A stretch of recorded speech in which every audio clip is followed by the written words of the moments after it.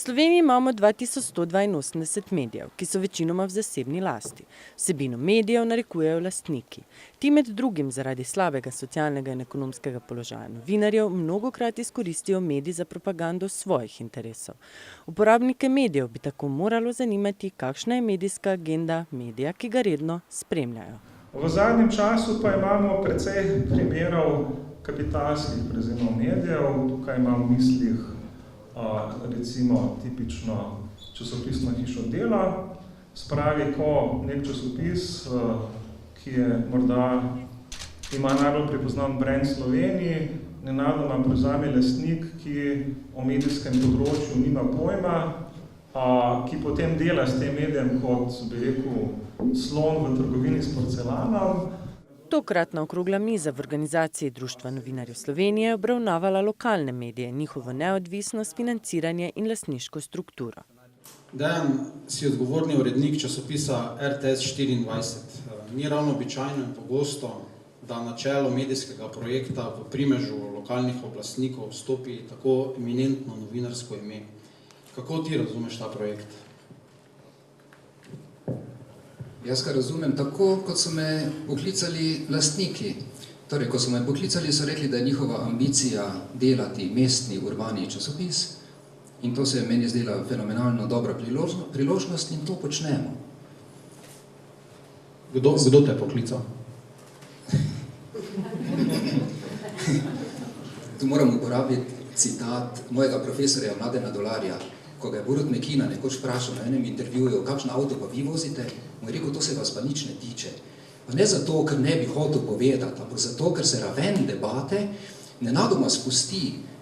Veš, mislim, kaj boš ti, kakšno interpretacijo boš izpeljal iz podatka, če ti povem, kdo me je poklical? Odvisno od odgovora. Ok, Daniel Gorjup. Trenutno direktor televizije RTS 24, če sem. Ja. Daniel Gorjup, ok. Kaj ti pove to dejstvo?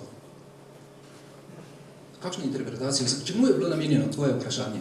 Zanima me v bistvu, ključne usmeritve medijev določajo lastniki in ti so v primeru RTS 24 po zapletenih lastniških povezavah pridemo do kitajskih lastnikov, do podjetja Vila 1.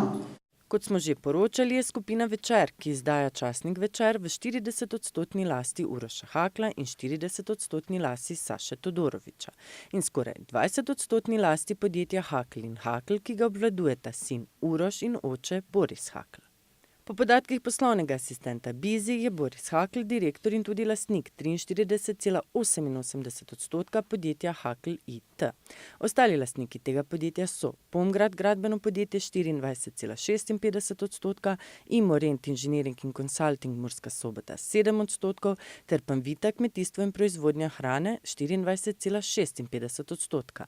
V Panviti je leta 2007, tako je navedeno na spletni strani Ministrstva za kmetijstvo, bil predsednik uprave Dejan Židan, ki pa je tudi predsednik Socialnih demokratov. Zdaj težko komentiram naše notranje politično uredništvo, ampak se ne bi mogel niti slučajno strinjati, da smo za kakršnokoli politično opcijo na Večeru ali da bi prišli kakšni takšni signali za strani lastnika, daleč od tega.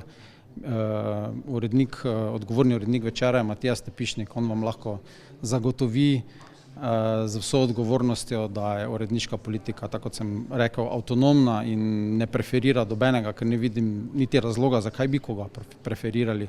Mi imamo odgovornost do bralcev naših in zagotovo si ne moremo privoščiti, da bi kogarkoli preferirali. Bralci od nas pričakujejo, da svoje delo opravljamo pošteno, v skladu z novinarskim kodeksom, strokovno in profesionalno. Lokalni mediji imajo majhen domet in vpliv v primerjavi z vsenacionalnimi mediji, ki jih večini obvladujejo lastniki ter jih uporabljajo kot orodje za doseganje drugih ciljev, tudi v povezavi s politiko. Na Večeru takšne politične povezave zanikajo. Večerovi lastniki, njihova politična usmerjenost meni ni poznana. Meni je pomembno in novinarjem in urednikom na Večeru je pomembno, da imamo svobodo pri svojem delu, da smo avtonomni in da poskušamo svoje delo opravljati v skladu z novinarskim kodeksom. In lahko vam zagotovim, da na Večeru imamo svobodo, avtonomno uredniško politiko. v katero se lastnik ne vpleta. V javni debati, ki jo je usmerjal Večerov novinar Aljoša Peršak, se nacionalnih medijev in njihovih lastništev niso dotikali. Le ti pa imajo bistveno večji doseg, večji vpliv na javno mnenje in največ občinstva.